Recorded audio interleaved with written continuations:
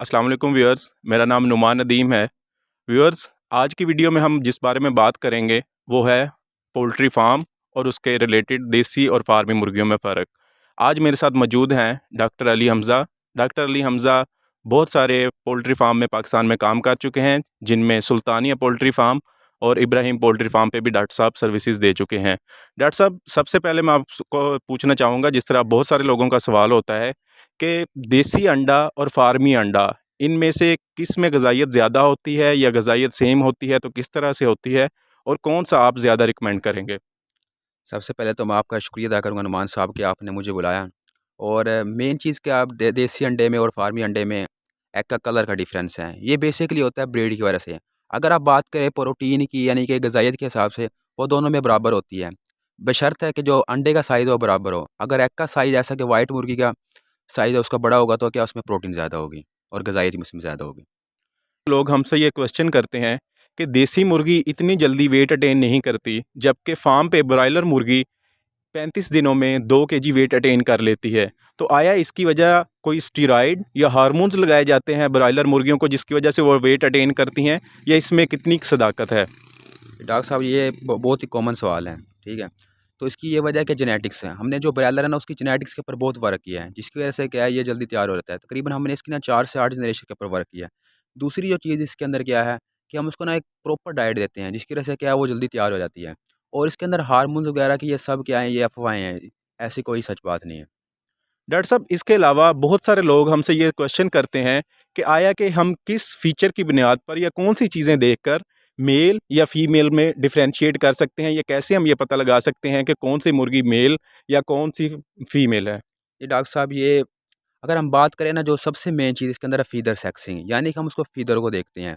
जो हमारे पास है फ़ीमेल होती है वो, ठीक है, उसके जो प्राइमरी फ़ीदर्स होते हैं वो इससे बड़े बड़े होते हैं सेकेंडरी फ़ीदर की निस्बत।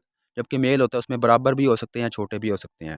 और दूसरी बात करें, कुछ और भी कहते हैं, यानी कि बिहेवियर भी देख सकते हैं। ये एक बहुत ही मतलब तरीका कॉमन है, जो कि गाँव वगैरह में लोग प्रैक्टिस करते हैं, पर इतना अच्छा नहीं समझा जाता। इसमें पता क्या होता है, वो मुर्गी को ना गर्दन से इधर से पकड़ लेते हैं, उसकी लेग से उसकी पुलिंग करते हैं।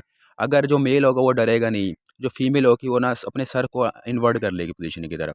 और इसके अलावा कलर सेक्सिंग भी है, वेंट सेक्सिंग जापान ने नया तरीका मुतारिफ कराया है, और पाकिस्तान में इतना कॉमन नहीं है इसके अलावा। डॉक्टर साहब, आपने प्राइमरी फ़ीडर और सेकेंडरी फ़ीडर की बात की। एक आम बंदा प्राइमरी फ़ीडर और सेकेंडरी फ़ीडर में किस तरह से डिफ़रेंशिएट कर सकता है?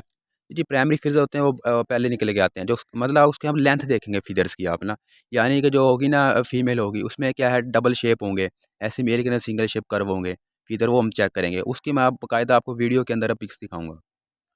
डॉक्टर साहब, जिस तरह के बहुत सारे वेटनरी स्टूडेंट भी हमें सुनते हैं, हमारी वीडियोज़ को देखते हैं, तो मैं एज़ अ वेटनेरियन अगर आपसे ये क्वेश्चन करूँ कि अगर कोई स्टूडेंट जो कि रिसेंटली ग्रेजुएट हो रहा है डीवीएम का, और वो पोल्ट्री में इन्वेस्ट करना चाहता है, तो उसे किस में इन्वेस्ट करना चाहिए? आया कि उसे ब्रीडर फार्म में इन्वेस्ट करना चाहिए, ब्रॉयलर में करना चाहिए, या लेयर में करना चाहिए? कौन-सा सस्टेनेबल और प्रॉफ़िटेबल बिज़नेस है एक एज़ अ एंटरप्रेन्योर के तौर पर, जो भी डीवीएम स्टूडेंट अभी इमर्ज हो रहे हैं फील्ड में? डॉक्टर साहब, आप अपनी इकोनॉमी को देखेंगे, ठीक है? यानी कि आपके पास अगर मार्केट बड़ी है तो आप उसके हिसाब से बैरल में जाएँगे। अगर आप स्टार्ट देना चाहते हैं तो आपकी कोशिश होगी लेयर की तरफ आप मूव करें, क्योंकि आप उसकी जो मार्केट्स आपके पास ईज़िली अवेलेबल हैं। यानी कि आप गाँव के लेवल से स्टार्ट कर सकते हैं, शॉप से स्टार्ट कर सकते हैं उसको ना, या खुद भी उसको कंज़्यूम कर सकते हैं। डॉक्टर साहब, अक्सर देहातों में लोग हमसे सवाल करते हैं कि हमारी मुर्गी ने अंडे देना बंद कर दिए हैं। वो पहले तो अंडे ठीक-ठाक देती थी, अब अंडे देना बंद कर दिए हैं।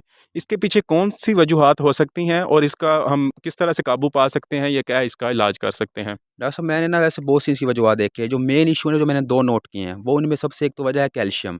कैल्शियम की बहुत रोल है। वैसे तो कैल्शियम की रिक्वायरमेंट्स बर्ड के लिए 1% होती है, लेकिन जब मुर्गी लेइंग पे आती है तो उसकी 5% तक ले जाती है।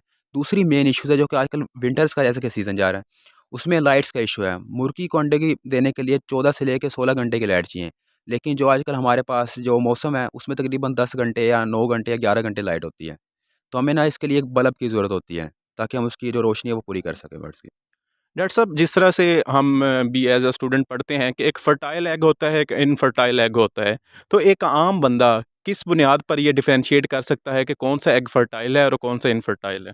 ये आपने इसका कैंडलिंग मतलब इसे कहते हैं। आपने क्या करना है, बाहर से ना लाइट्स उसकी अंधेरा कर देना आपने एक रूम्स के अंदर, और आप क्या है, और अंडे को रखना आपने लाइट्स के सामने। उधर से आप उसके उसका कलर्स देखेंगे।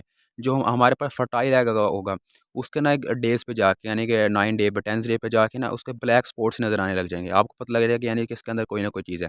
लेकिन जो दूसरा अंडा नॉन फर्टाइल अंडा होगा, इनफर्टाइल एग होगा जो, वो क्या है, वो बिल्कुल क्लियर एग होगा। बहुत शुक्रिया डॉक्टर अली हमज़ा हमारे साथ मौजूद थे। डॉक्टर साहब बहुत शुक्रिया आपके वक्त का। उम्मीद है कि बहुत सारे लोगों की जो भी क्वेश्चन आंसर थे वो क्लियर हो जाएंगे। अगर इसके अलावा भी किसी का कोई सवाल हो तो हमें कमेंट बॉक्स में ज़रूर शेयर कीजिएगा, इंशाल्लाह आपको जवाब देंगे। वीडियो अच्छी लगी हो तो लाइक और सब्सक्राइब लाजिम कीजिएगा। Thank you very much.